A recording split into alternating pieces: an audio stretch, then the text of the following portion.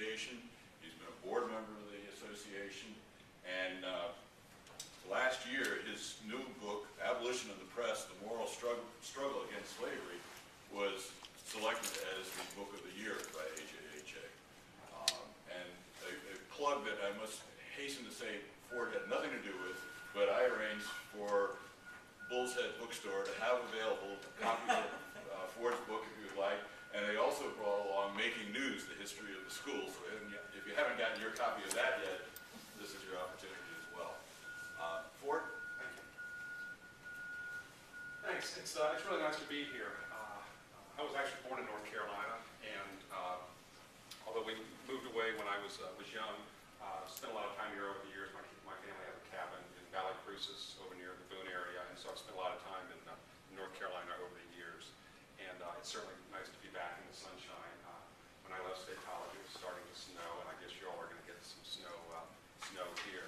I've lived in central Pennsylvania for 15 years, and the sight of a plane being de-iced still just kind of unsettles me. And that was the case at 6 o'clock this morning, so it's really great to be here. I should say that my remarks are tailored for a general audience. I'm assuming that most of you all, while you may have a passing understanding or knowledge of 19th century American and media history, you're not experts, so it's more of a general presentation. And in my presentation, when I was trying to figure out how to do this, I just thought I went back and forth and decided, well, I think I'm going to organize much the way the book is. And that is, it's done, in a narrative sense, but I'm also looking at various themes that you see throughout the Abolitionist Press. I should also point out, and I think this is important, my book is a work of synthesis and analysis. Okay, while I certainly use the original works of abolitionist editors, I'm trying to tie together big themes here, themes of people who have already done a lot of work in this area. And so I really need to point that out. What I discovered when I started studying this period is while there's been a lot of great work done on the abolitionist period, including some good work on various abolitionist editors like William Lloyd Garrison and Frederick Douglass, no work had tried to tie it all together. And that's what the goal of my book was. And the PowerPoint slides that I'm going to use try to hit on some of these themes. I also really like to use quotes. I like to, as much as possible, let the people who I'm talking about do the talking, and so you'll see a lot of quotes here. I'm also trying to cover a span of 40 years, and so I'm going to, we're going to go through this pretty quickly, I guess, but try to hit as many highlights as I can. So let's see if we get this working. I think it's important to keep in mind we're talking about the Abolitionist Press, and the Abolitionist Press, of course, are the newspapers that were dedicated to end slavery. That was their mission. Their goal was to end slavery as an institution in 19th century America. Okay? They were not what we consider the mainstream press. They were part of what we call the reform press or the advocacy press, who saw their mission to reform America, to advocate on behalf of an end to slavery. Their goal was different from traditional, the mainstream newspapers found in towns and communities that sought to appeal to a wider audience to cover the news. The Abolitionist Press was different. Okay? And among the reasons why I think the Abolitionist Press was in many ways successful was because, for one thing, of course, in this country we had a tradition of freedom of expression. Okay? The abolitionists could speak out, generally speaking, without getting in too much trouble. Now, they did get into trouble from mobs and other groups, but by and large, the government wasn't going to step in and say, you all can't criticize this institution. Okay? On the other hand, at the same time, of course, in this country, you had a tradition of a very partisan, aggressive press. You may remember the party press period, in which newspapers actively supported political parties. And so the Abolitionist Press built on this. Okay? And then you also already had a well-established reform press in this country, a press that opposed, that fought for temperance, that fought for And so the Abolitionist Press was not the first reform press, but was following in the footsteps of other papers. And I like this quote from Benjamin Lundy, who was one of the first abolitionist editors, because I think it really speaks to what editors saw as the value of the press. And that is types, the press, are potent implements of modern political and moral warfare. Castles fall before them, cannons are silenced. It's pretty grand talk, pretty grand language. That's the way people talk and wrote back then. But I think that speaks a lot to what they saw as what the press could accomplish. This attitude. A couple things I'm going to hit on. First of all, of course, the Abolitionist Press, as I said, advocated an end to slavery. They also publicized the work of Anti-Slavery Society. They certainly spread news about the treatment of blacks who were enslaved in the South. They took a variety of approaches. It's important to note, like any reform movement, that the abolitionist movement was not monolithic. They didn't agree on a whole lot, frankly. They agreed that slavery should be ended, but how to get there, how to accomplish that, people had a lot of different ideas. And so it was not monolithic. And they disagreed on the pages of their newspapers, in some cases quite violently, quite aggressively. They were not afraid to call out their friends in the abolitionist movement and say, he's wrong, he's crazy. This is not the way to do things. All of these papers, you can imagine, struggle to survive financially. None had big circulations. They didn't attract advertising, a lot of advertising. They all struggled financially. As I said, and I'll talk more about this, they faced great criticism and violence by mobs, by the establishment that did not like to see what they were doing. These folks wanted to overturn society. Okay? They wanted to overturn society. And that, as you can imagine, did not sit well with a lot of people. And their First Amendment rights were curtailed. There's no question about it as this happened. Just quickly, this is kind of the time period I'm talking about here. Starting in the early 1820s, when what I consider to be really the first significant abolitionist newspaper, a newspaper with a terrible name, I think, or at least one that doesn't exactly roll off the tongue. The genius of universal emancipation was launched, and you can see here some other key events. Foundation of the American Anti-Slavery Society. One abolitionist editor, Elijah Lovejoy, was actually killed defending his newspaper. You're probably all familiar with Uncle Tom's Cabin, the famous serialized novel that was serialized and later published. Compromise of 1850. The attack on Harper's Ferry. Finally, of course, all this ends in results in the Civil War. And during the war, the Emancipation Proclamation was issued. And then finally, in 1865, the 13th Amendment was ratified, officially ending slavery. So these are some of the things I'm going to talk about in some sort of overview. When we talk about the Abolitionist Press, I think this is the newspaper that most often comes to mind. If you've studied any sort of history of this period, you're probably familiar with the Liberator, okay? The best-known abolitionist newspaper, the newspaper published by William Lloyd Garrison. And certainly it is the most important newspaper. For one thing, it had the longest run. It was published for some 40 years. It was the most outspoken, the most vociferous, the most critical. But it was not the only abolitionist newspaper. There were some 30 or 40 abolitionist newspapers that were published. Many were small, many only lasted a year or two. But these are some of the ones that I focus on in the book. And I think, for various reasons, are really the most significant. Okay? And don't worry, I'm not going to talk about all these by any means. But this gives you an idea of the sort of newspapers that were published. Some, of course, published by African Americans, like Freedom's Journal and the North Star, and can't overlook the role of women in the abolitionist newspaper. People like Lydia Child and James Swisshelm.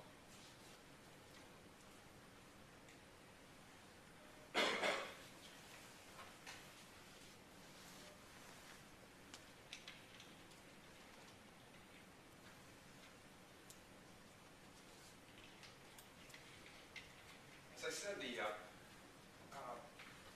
purpose of my book, one of the things when you're doing history is you got to decide, okay, what's my beginning and what's my end?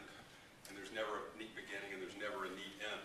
But I decided, for my purposes, that I was going to begin my project, my work, with the genius of universal emancipation. This first newspaper published by a Quaker, a man named Benjamin Lundy. It was published in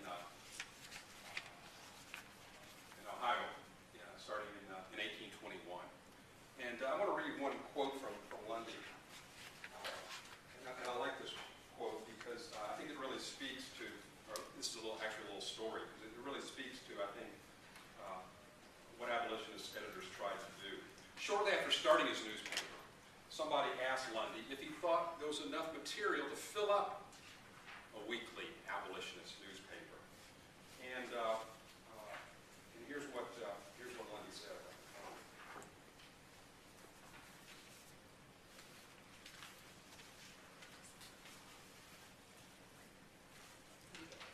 Maybe I can't find it now. So.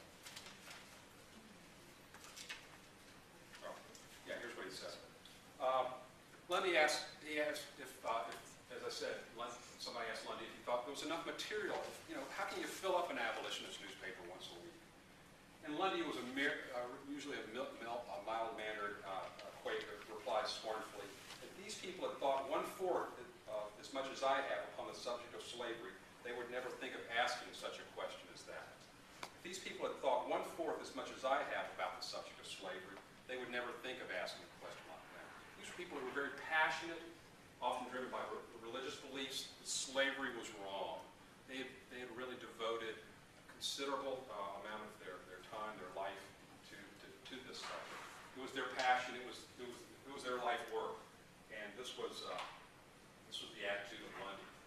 And his newspaper and the newspapers that followed over the next couple of years, including the Liberator, really laid the foundation and influenced others. They developed arguments for the end of slavery. They refined techniques, and they condemned slavery in very strong terms, in terms that really angered a lot of people both in the North and in the South.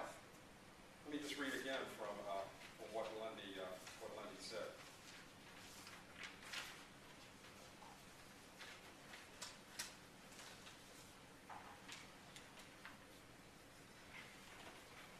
He called slave owners ipso facto the most disgraceful whoremongers upon earth. They make a business of raising bastards and selling them for money.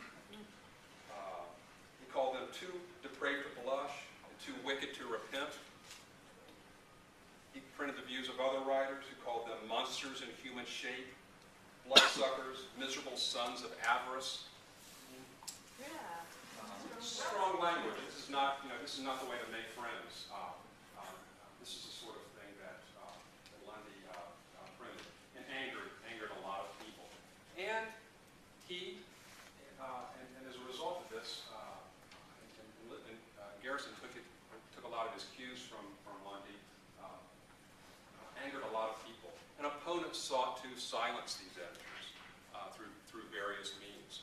Southern states passed laws, not states, communities passed laws prohibiting the distribution of abolitionist literature. They offered rewards for the arrest of these editors and other abolitionists if they stepped foot in the South. And so they really made, as I say, a lot of noise. Okay? Here's what Garrison wrote. These are among his most famous words when he first began publishing The Liberator.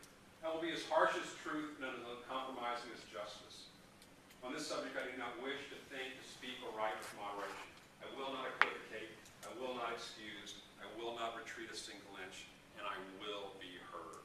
This was his opening editorial. It gives you a pretty good sense of what of his approach. And Garrison became pretty quickly the clear leader, one of the clear leaders in the abolitionist movement. People were attracted to Garrison. He was hardly a dynamic-looking guy. There he is with his spectacles. And he was a little guy.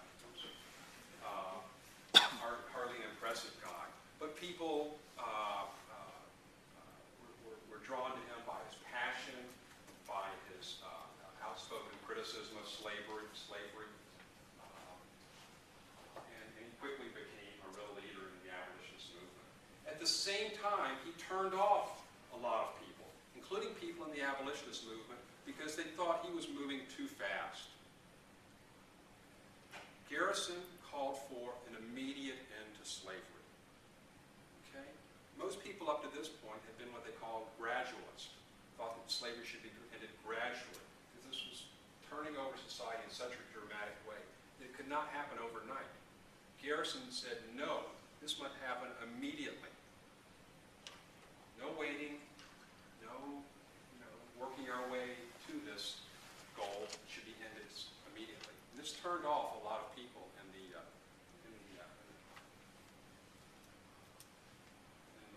Various anti-slavery societies were founded, one founded by Garrison, which called for an immediate end of slavery, others which, again, took a more gradual approach.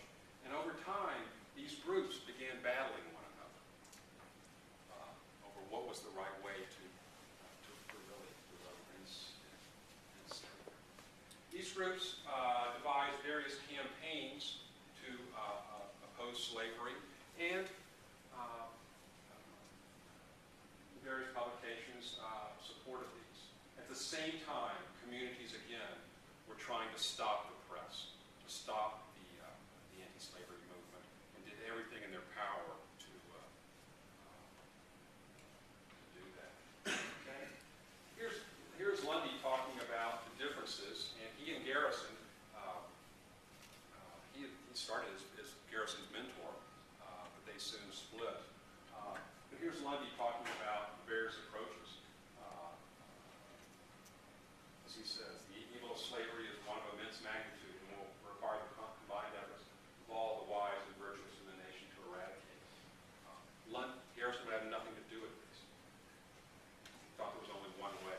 Lundy was called for more compromise and thought a variety of approaches were necessary. Okay? An important aspect of the violence, the violence hadn't occurred yet, but the attempts to stop the abolitionist press, editors pretty quickly figured out that a good way to make their cause a bit more popular was to link it to the idea of personal liberty. Okay? And if people wanted to stop the abolitionist press, what was then to stop other people from doing other things? And so this whole issue of freedom of the press became an important theme that you saw in a lot of abolitionist writings. And here is Garrison decrying this. Where is the liberty of the press and of speech? Where are the immunities secured to us by the Bill of Rights? Is it treason to maintain the principles of the Declaration of Independence? Must we say that slavery is a sacred and benevolent institution, or be silent? And this had a certain, this resonated with some people, and helped to attract more converts to the abolitionist cause.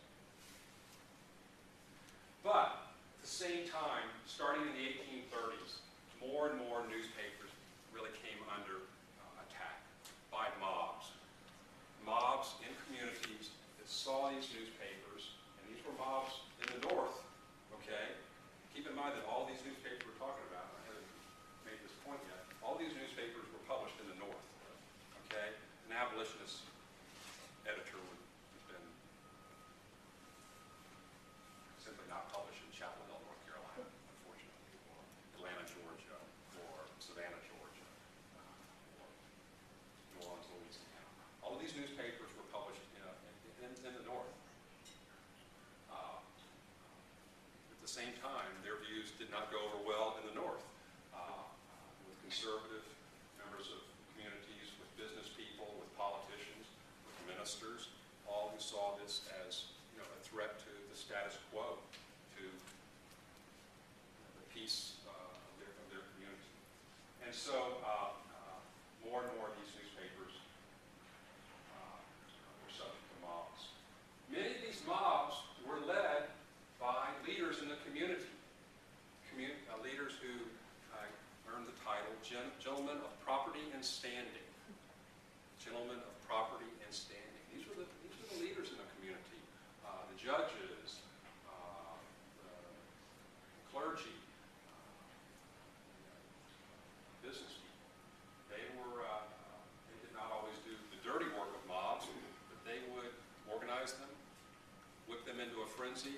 send them off to wreck a newspaper office, to throw the press into the river, or do other things.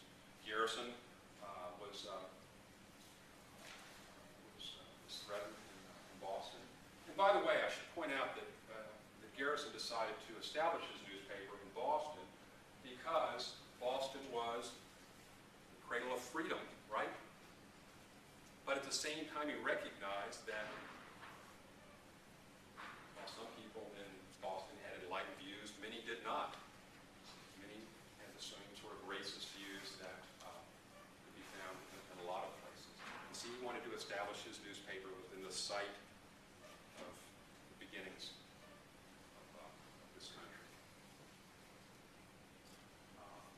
And again, editors seized upon the tactics of their opponents to really argue that fundamental freedoms were threatened. I think this is something that resonated. Okay? Elijah Lovejoy was the editor who saw his newspaper thrown into the Mississippi River 3 or 4 times before finally a group decided to defend the newspaper, and he was killed by a mob. Were other newspapers, non-abolitionist newspapers, not rallying behind the newspaper in general? No, they weren't. Most mainstream newspapers were not, and that's something that's an important point. That's actually a point that I should have made. Most mainstream newspapers either ignored slavery or supported it. That would change. I thought the Chicago Tribune was one of the founding members of the Tribune was anti-slavery, abolition. But that would come later. The Tribune was a Republican newspaper and did oppose slavery. But they were few, very few and far between. Most mainstream newspapers, no, did not.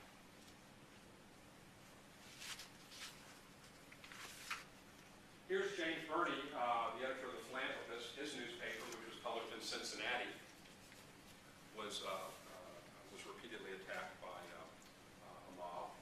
And here he is, again, arguing that publishing an abolition newspaper was a test of freedom. It was a test of the First Amendment. He didn't use those terms, but as you can see here, must we trample on the liberty of white men here because they have trampled on the liberty of black men in the South? Must we forge chains to the mind here because they have forged them from the body here? Must we extinguish the right to speak, the right to print in the North, that we may be in unison with the South? No, never. They were good writers, too.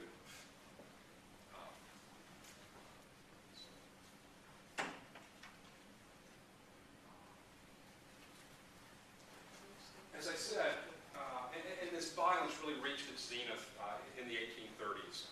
And while violence would be seen again really up through the Civil War, it reached its zenith in the 1830s. And keep in mind that the abolition movement lasted a long time, over a period of decades. And so these editors were wrestling with various questions.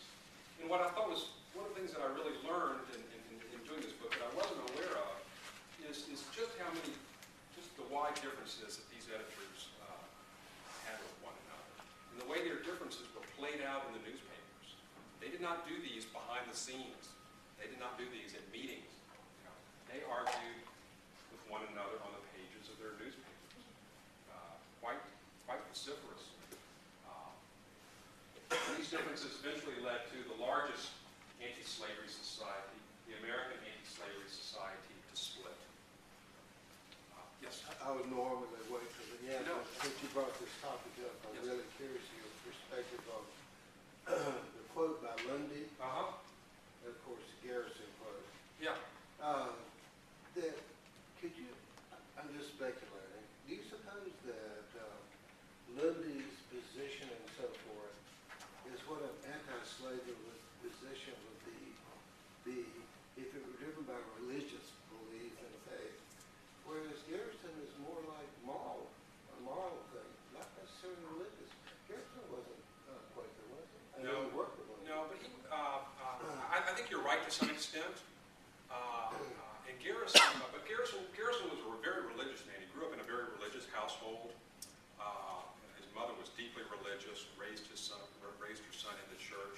Garrison had a lot of differences with the churches. He thought that clergy were too conservative, that they did not back the abolitionist movement enough. He angered a lot of clergymen. And so I think you're right. I think to some extent his was more of a moral, he saw it in greater moral terms, and others, like Lundy, who was very much a staunch Quaker. But if you want to continue it, then you would almost say if you could go the religious way, almost the person go the moral way triumphed, didn't it? Because Lincoln was Garrison, so to speak. That's true. Lincoln was certainly not a religious man. And Greeley and so Right. Yeah. No. I think that's a very good point. And Garrison again, he was controversial from the start. He was a big believer in women's rights, and some in the anti-slavery movement said women really should not have an important role. They should assume more of a traditional women's role, do auxiliary type of things. They should not be among the leaders. Garrison said no. A good abolitionist is a good abolitionist, whether she's male or female, didn't matter. I like this guy. A lot of people did. A lot of people didn't. Yeah. A lot of people did. And gradually, and perhaps this was his most controversial statement, is that Garrison eventually decided that the only way to end slavery was for the country to split, to divide. For the South to go its way, the North to go its. He called for disunion, an end to America as it was. As you can imagine, this was also very controversial among a lot of people.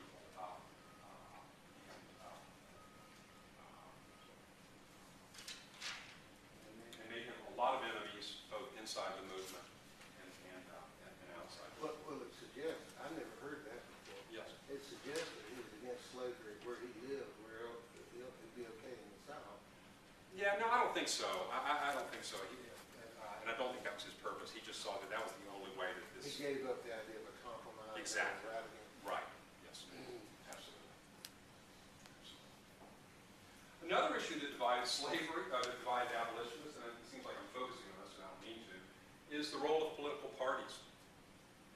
Some abolitionists believe that abolitionism should be divorced from politics. That was messy business. That's not something they ought to be involved with. Okay? They certainly shouldn't be involved with those nasty political parties and the things that they did. And here's the popular newspaper, the Anti-Slavery Standard, as you can see here, speaking out against politics and the role of politics to the anti-slavery movement. And here's Garrison calling for the repeal of the Union.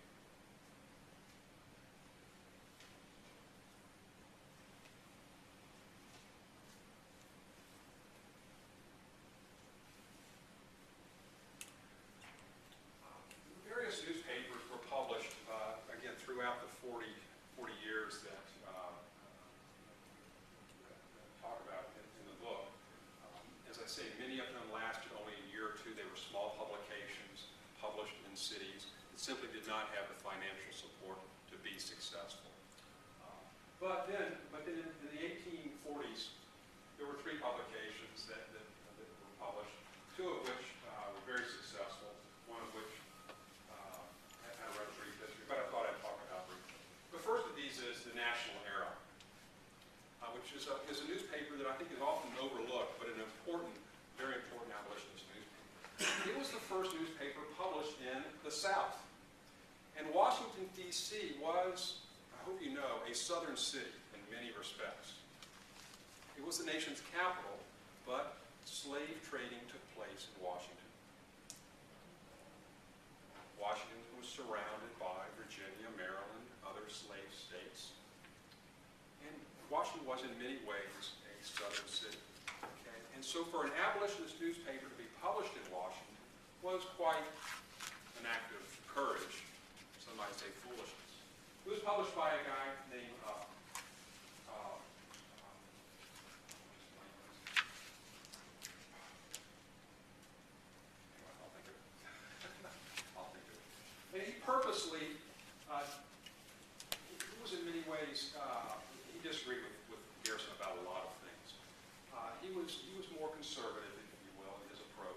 and certainly argued that a newspaper as radical as the Liberator could not survive in Washington. So his newspaper was more moderate.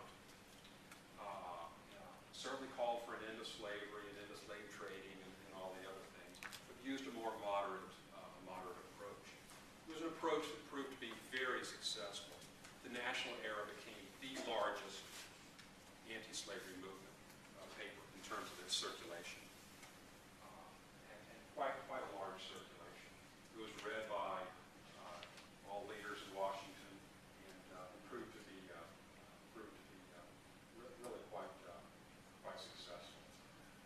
Another newspaper that was also published in this time, and we're talking about the mid-1840s here, is a newspaper you're probably familiar with, and that is the North Star, published by the famous abolitionist Frederick Douglass.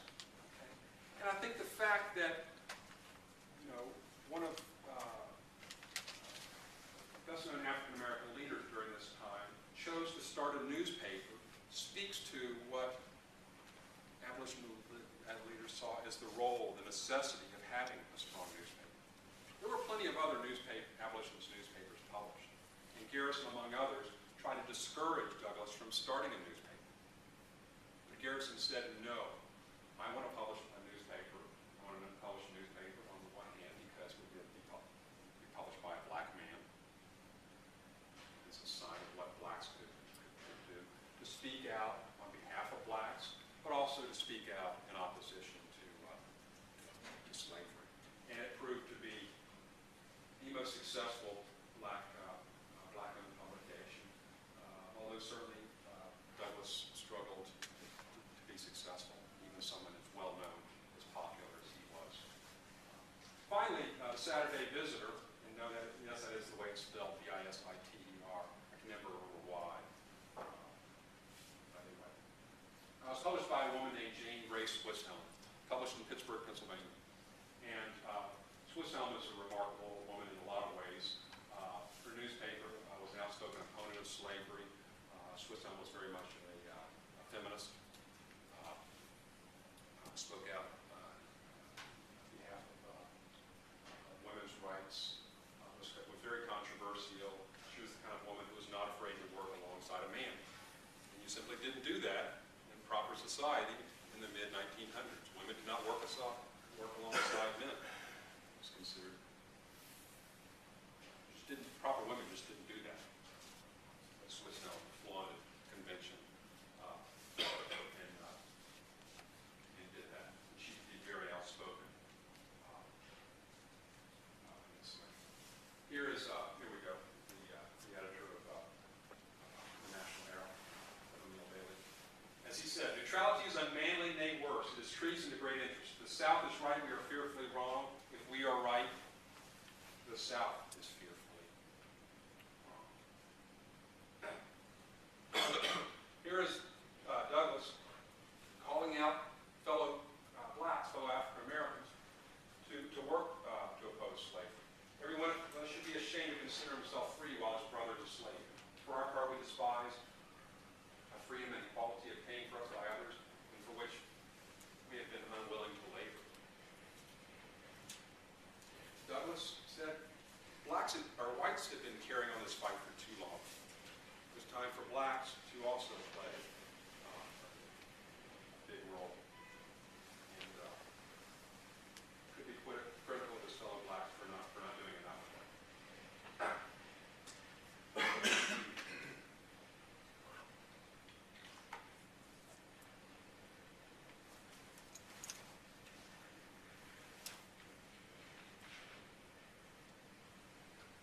As I already mentioned, although there were some exceptions, most mainstream newspapers published in big cities and small towns, either ignored slavery or supported it. Either ignored the abolitionist movement or criticized it. But we begin to see in the 1850s more and more mainstream newspapers joining the cause. Now, they joined it for various reasons. I can't say that, and most historians will tell you,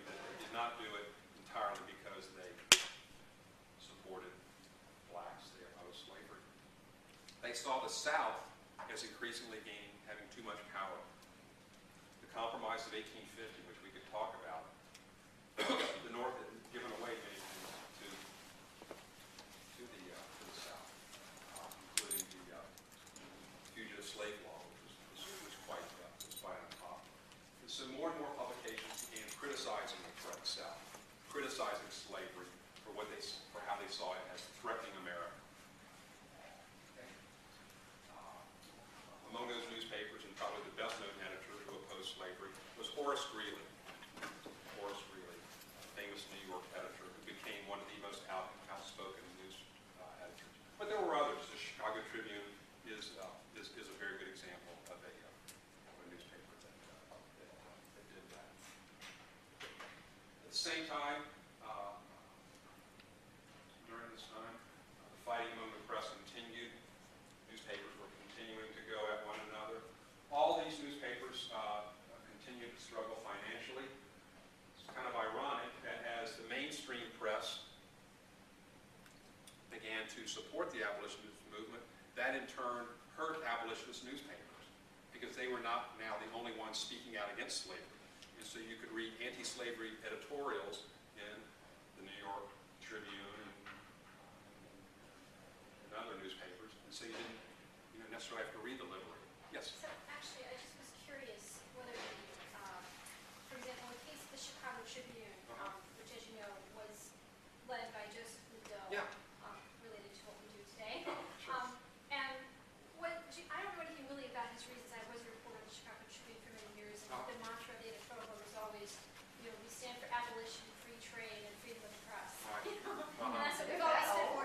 You were back in the 1800s. No, I mean, that's what they say today. That's what we say our founding precepts are. That's what they talk about, and of course, Abraham Lincoln, Yes. right? So, do you know anything about, I'm just Yeah. curious. I honestly don't know a lot about how that relates to support of Abraham Lincoln and. I know that Medill and the Tribune were very much anti-slavery, big supporters of the Republican Party. Right. Republican Party, of But course, whether the that- party I'm sorry. was founded in part to oppose slavery. But whether that was predicated on this fear of Southern power Yeah. or equal rights or. I suspect it was both. I'm just Yeah, I don't know. I'm I'm just just curious. suspecting that. I can't say for sure, but I would bet it was like most mainstream newspapers. It was not all just out of the goodness of their heart, because they really saw the South as being a real threat, and the South as a country that was, or as a region that was exerting more power than it actually had a right to have. It would be fair to add, would it not, that Southern dailies did not endorse anti-slavery. They excluded it. I mean, the Southern daily press, unlike the Northern press you're citing, did not pick up anti-slavery. No. Were they pro-slavery?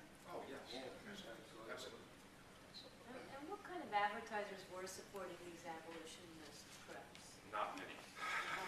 Small businesses, a bookshop, a store here and there, nothing big by any means. So were they getting contributions from individuals? And they got support from anti-slavery societies. That was a big source of their income. And then the other was just circulation, friends who would donate money. They just scrapped together money wherever they could. I mean, it was a real struggle. They charged for internet access. Yeah. Well, it does sound a lot like blogs, actually, this kind of fighting. Women's societies were the mainstay of many of the Yeah, women's sure. anti-slavery. Right. Did they have classified ads as well? And can you say, most of these are published in the North. What kind of a distribution did they have, and did they really cover the North, or were there some places that had more than one? Or Most of them circulated in their area, just in their city? in their city. Philadelphia had a newspaper called Pennsylvania Freeman, for example. It circulated in the Philadelphia area. And most cities of any size had an abolitionist newspaper one time or another. As I said, most did not last long. Even Douglass struggled to publish an abolitionist newspaper. The North North Star eventually was turned into a monthly because it became known as Douglass's Monthly because he just simply financially could not afford to publish weekly. Yes? Was the practice of newspaper exchanges common among the Abolitionist Yes, Press very much as so. well as with? Yes, very much so. And they relied on other newspapers for copy. So, And they were also exchanging with the mainstream press too? yes, Okay. yes, yeah. And that's one of the things, there's so many things I'm skipping here, but that's one of the things that Garrison did so effectively. He would send his newspaper into the South, knowing that it was going to cause a big controversy, that editors were just going to yell and scream. And they then would write editorials, saying what a terrible newspaper the newspaper The Liberator was, that Garrison was a madman and all this stuff. Would send his newspaper back up to Garrison. Garrison would then reprint a Southern editorial and then comment again. So it was, How was he getting it into the South? huh? How was he Through getting the mail. Through the mail. Through the mail. But then there were communities in the South who said, we don't want the Liberator. And hard to believe, but postmasters would not distribute the Liberator. They would burn copies in protest. But yes, there was this newspaper exchanges were a popular way to get the word spread around. And, This may seem like a really basic question, but to what extent would you say that these abolition newspapers had a role in changing attitudes? well, that's hard to get at, and I'm going to say that for the conclusion, if you don't mind. It's really hard to get at, frankly. I mean, it's always hard to gauge what the impact is. It's not something you can. Talking about the South, the slave power, as it was often known, and the influence that it was exerted. Slave power is already seized upon the general government has overthrown the rights of the free states and made the citizens slave citizens. The struggle between the slave and the free institutions is for existence. And this increasingly how the future was being portrayed.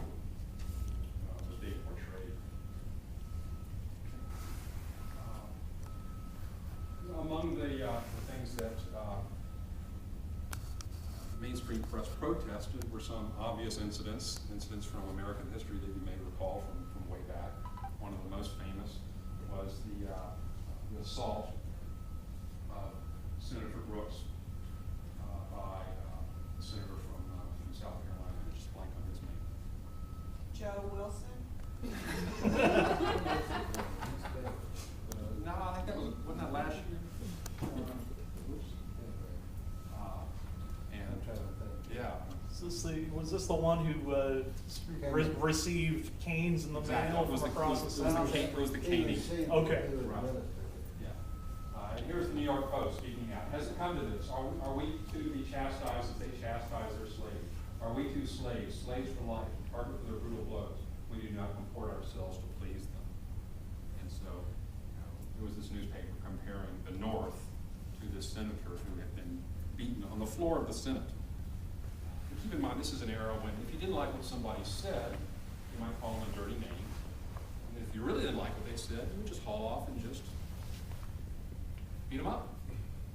Violence was just a way of life.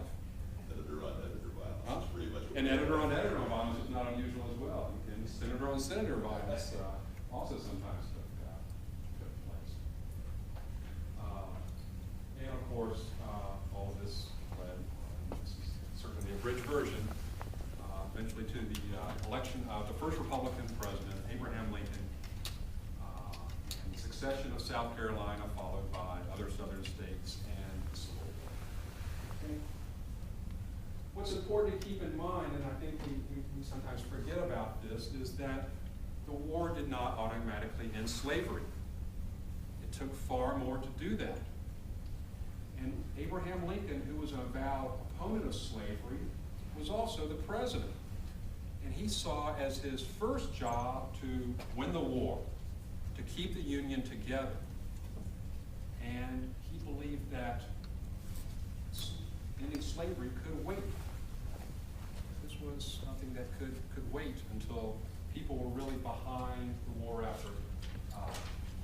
And so he did not move fast enough for a lot of abolitionists in terms of ending slavery. But that did not stop abolitionist newspapers and others in the mainstream press from constantly pressing him in slavery to emancipate the slaves. Lincoln didn't move fast enough for him. He was bitterly criticized by abolitionist newspapers for not doing immediately, not moving fast enough. Of course, he finally did with the Emancipation Proclamation, and newspapers hailed that momentous event. Abolitionist newspapers also fought for more rights for blacks, including enlistment in the military, believing that blacks should fight for the North. They should fight against the South. They should fight to help end slavery. Many in the North thought that that would not be a good idea for various reasons. Eventually, blacks were enlisted, and in many ways they were joined by the mainstream press. Here's Douglass calling for an end to slavery. Why, oh why, in the name of all that is national, that our government allows its enemies its powerful advantage. The very stump of this rebellion is the Negro in the condition of slave. Arrest that foe in the hands of the Negro, and you smite the rebellion in the very seat of its life. And finally, when the war was ended, the Emancipation Proclamation had been issued, and the 13th Amendment was ratified in December of 1865, could Garrison and others finally rejoice.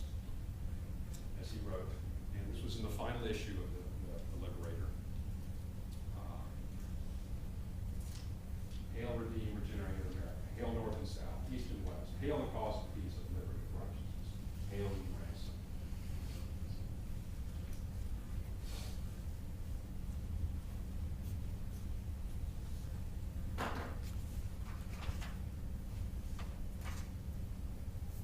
Thought I would conclude.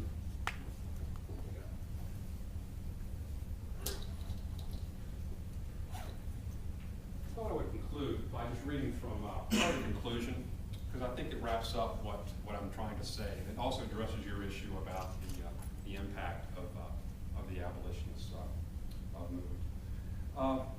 And this is sort of a postscript. After the Civil War, most abolitionist editors recognized that the victory they had worked to achieve was ambiguous at best. Anti-slavery was legally dead. Although slavery was legally dead, racism remained stubbornly steadfast. The 15th Amendment, which prohibited both state and federal governments from denying or abridging the right to vote on account of race, color, or previous condition of servitude, finally passed Congress in 1869. Ratification of the amendment allowed the American Anti-Slavery Society, which I talked about, to declare its mission completed, and the society disbanded the following year. Radical Republicans soon fractured into competing interests, and in 1876, federal troops were redeemed from the South, effectively ending Reconstruction. Democratic Redeemer governments returned to power in the old Confederate states and turned a blind eye to groups such as the Ku Klux Klan, which used violence to terrorize former slaves. Tragically, the violence and intimidation, not to mention widespread discrimination and segregation, continued for many decades. Far more than anti-slavery editorial rhetoric would be needed to transform American racial attitudes. However, this should not diminish the achievements of abolitionist newspapers. Never before, and perhaps never since, had the reform press in this country tackled a subject of such significance with such tenacity over an extended period, all the while facing enormous public criticism and hostility. Anti-slavery editors were an unfailing voice of outrage for decades. Fueled by evangelical religious zeal, they provided a collective editorial vision, constantly reminding Americans of the freedoms guaranteed by the Constitution and demanding that they be honored for all people, no matter their color. Branded as wild-eyed and dangerous fanatics, the editors thrived on the controversy they provoked, secure in the belief that they were absolutely right. Although anti-slavery journalism largely came to an end after the war, this legacy continued to be felt well into the 20th century. The Abolitionist Press became a model for the advocacy press that would go hand in hand with later reform causes in the United States, including the women's suffrage movement and the civil rights movement. Although anti-slavery editors such as Garrison, Lundy, Bailey, Douglass, and others did not pioneer the techniques of reform journalism, they took them to a higher level. Abolitionist editors showed what could be accomplished by consistent and unyielding commitment to a cause. In so doing, they helped America finally begin to realize the full promise of its Constitution. And that's what I would argue is the significance. That's why this story is important, and that's what I think is the role of the Abolitionist Press. So, thanks. Thank you.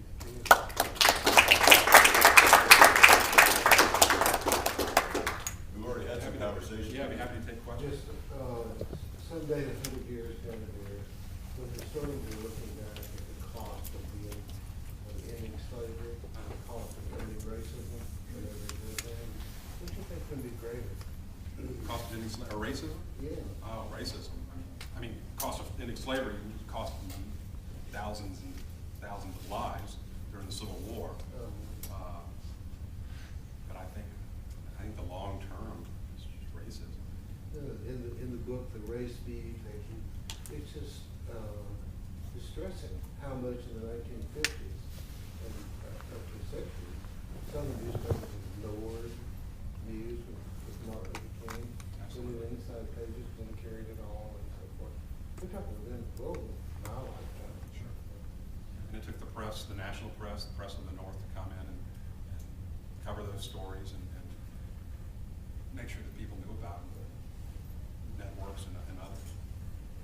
The Race Beat's a wonderful book if you haven't read it. Yes? What role did the Abolitionist Press play in the Underground Railroad? Was there any code or anything in there? Or secret Yeah, that's a good question. They publicized the Underground Railroad without giving away secrets. Right. Certainly supported it. Many of them were conductors on it. Yeah, Douglass and others were leaders.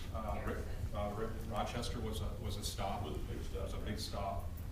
And so they did some things, not a great deal, based on what I did. That would be mostly though for the people who are in power and able to support the fugitive slaves, right? Because with the literacy levels of slaves typically very high, would they be reading? They would not be learning. Oh, no.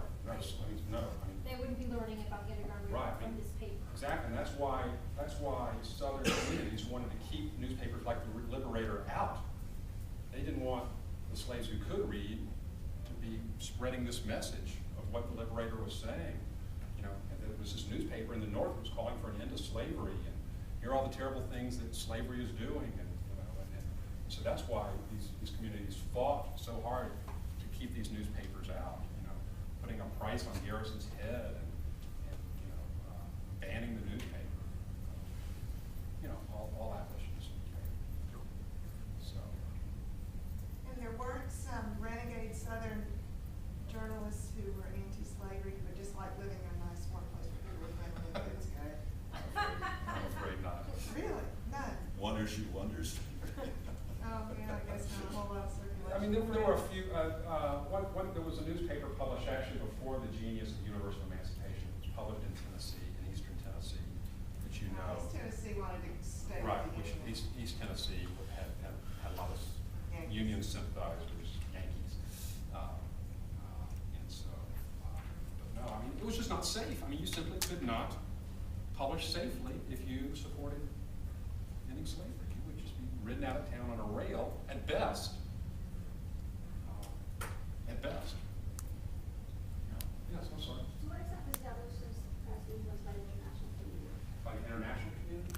And I know, thanks for Douglass's ties to England. Yeah, of course, they took a lot of their cues from what was happening in England. But I mean, was there a lot of funding from other papers besides the Yeah, that's a good question. I don't know. Douglass and Garrison all traveled to England to try to gain support. How much they actually got? Liberator got support, and one of the problems was that one of the rifts between Douglass and Garrison was who was getting the lion's share of this money that was coming in, frequently channeled through fairs and bazaars, going back to the Ladies' Aid and Slavery Society. Yes. I can't hear that. A lot of slave narratives were being published out of it. Yeah, and that's one of the reasons why, I mean, there were a lot of reasons why Garrison didn't want Douglass to publish his newspaper, but I mean, Garrison saw Douglass as something of a threat. His leadership, his role as having the best anti-slavery newspaper. He admired him as an opponent of slavery. He admired him as a free black who accomplished a lot. But These were not small egos. exactly, you're right. These were not small egos. That is a very good point. These were very large egos. Yes. What about interaction and interchange of ideas with America's religious press in that time? Was it? Had you Yes, there found much was. evidence of Yeah, that? there was. Among the newspapers, when I put out that long list of newspapers, there was one newspaper called the,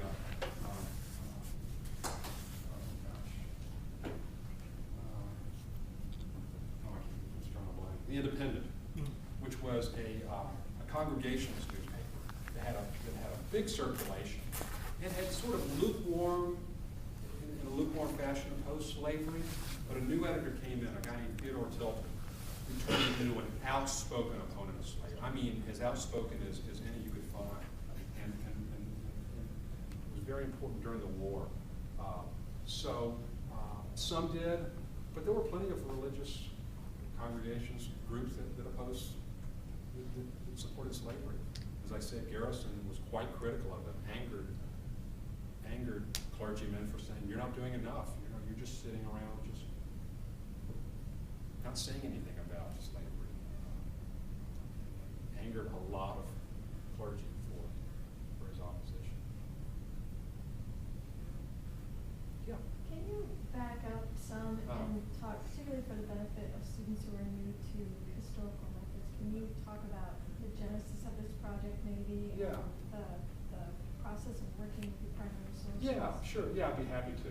And I should say that this book is part of a series published by Northwestern University Press, which is a great series that is trying to, I think in many ways, do what this book, I tried to do in this book, and that is synthesize big themes, to pull together some of the best work that's been done, and take a look at what the role of the press, the contributions of the press as a whole. And so, when David Abrams, who's the editor, asked me to do this, I mean, he pretty much gave me free rein as to how to tackle this subject. I knew that while I'd done a lot of work in the Civil War era, I had not done nearly as much work in the Abolitionist era. So this was in some ways a newer subject for me.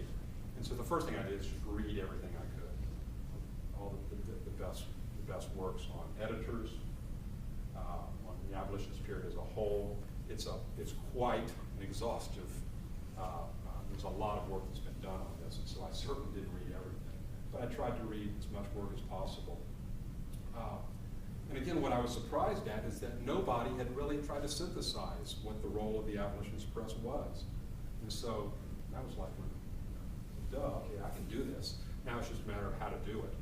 And so I used, as I say, a lot of writings from the Abolitionist editors, just looked at old newspapers, microfilm, that sort of stuff.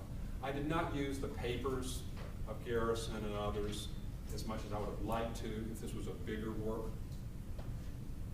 This is a fairly small book, certainly by historical standards. And so I did not use a lot of the papers and diaries and that kind of thing. But I did use a lot of the editorials and stories that appeared in the newspapers. Excuse me, and how many of these were you able to recover? I mean, how complete are any of these compendiums? That's a good question. Newspapers like The Liberator, fortunately there's a full run of those. There are no gaps. And a few others, the National Era and a few of the other big ones, there are no gaps. Some of the smaller papers, there are big gaps. Did you have to go to different state archives to find these? No, that's the wonderful thing about microfilm and interlibrary loan. I could not do my work. Probably Frank and Barbara can say the same thing without microfilm and interlibrary loan. So you can, if your library doesn't have them, you can get them from other libraries, from the Library of Congress and other places. And it's pretty readable on this microform or microfiche? Yeah, it's readable. I wouldn't say it's a joy to read, but no. But yeah, it's certainly readable. I'm wearing glasses now because of all the years I've spent reading microfilm.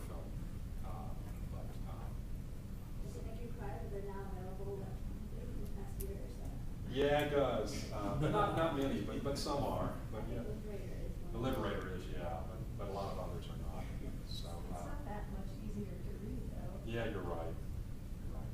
So And just as an aside, you want to watch some of these transcriptions are not quite as accurate as we would hope they are. So going back to the original is kind of important, even if you Oh. think you have it. Absolutely, that's why I was asking how easy it was to read. yeah. But I mean, there's still nothing like getting your hands on the newspaper itself. And what's wonderful about this is a real Civil War era newspaper. And they let you hold it? You traveled with it? Yeah, I mean, I bought You're this. not wearing gloves? Huh? You're not wearing gloves? No, anybody know what newspapers were made of during this time? Almost like a cloth. Yeah. Yeah. Cotton, cotton rag. That's why this newspaper, 150 years later, is in such great shape. Wow. So, as you can see, no pictures, small headlines, the type is small, so I can see the look on some of your faces like, you must be crazy. How much did they charge for that? Huh? How much did they I charge? bought this on eBay. All right, will you be bringing that to the AJHA office? I've actually brought this before. I bought like a dozen of these. That'd be great in bars. Yes. Question about the Liberator. Yes. Like in one issue, what would the articles have been about? Because how many ways are there to say we need Right. to end slavery? Yeah. Okay, we need Okay. to end it, and then get No, on with things. that's a very good question. That's a very good question. And I didn't talk about the makeup, what was actually in these newspapers. First of all, there was usually a half page of editorials. And these editorials could be on a lot of different subjects. Local issues, national issues. Keep in mind that this was an issue that was being debated at the national level. They would reprint stories about treatment of blacks, about treatment of slaves. They would publicize anti-slavery societies. They would run the minutes of anti-slavery meetings, which is a little more than stenography, which was stenography. But this was the only way that people could read about what happened in an anti-slavery meeting. And so, part newsletter, part newspaper. But yeah, they attacked slavery from every angle imaginable, from every way possible. They were quite creative. On slow weeks, they might run the same editorial 2 weeks in a row. Wasn't important to keep it fresh, keep it new. They were 4 pages, so they weren't relatively small. And again, by modern standards, you think, what's the big deal? Why is this important? But this is the way that this news spread. These are the only places where this information is getting out in a lot of cases. Yeah. Just wonder what your opinion is of my hypothesis. My hypothesis is that alternative media, right up to web pages or whatever today, alternative media there, cannot affect social change unless their agenda is picked up by major media. I think Otherwise they're just speaking to the converted. Yeah, I think to some extent you're right. And if issues hadn't come together, big issues, Compromise of 1850, John Brown's attack on Harper's Ferry, Lincoln's election, slavery might have lasted a lot longer. And yeah, it did take the mainstream press to some extent to get on board. And as I say, it also increasingly took the North seeing the South as a threat to the future of the country, to this country being able to expand, to push west, to grow, to be an economic power. So, I think that hypothesis is largely correct. I think that's one of the interesting things, of many interesting things in your book, that it struck me was how the Abolitionist Press transformed the argument somewhat out of merely about slavery into an attack on the right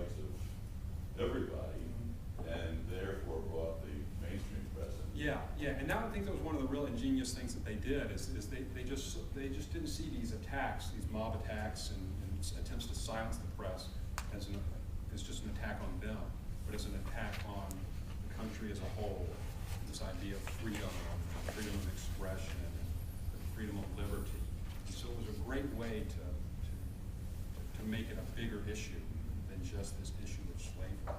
Because let's face it, most people in this country during this time had racist views.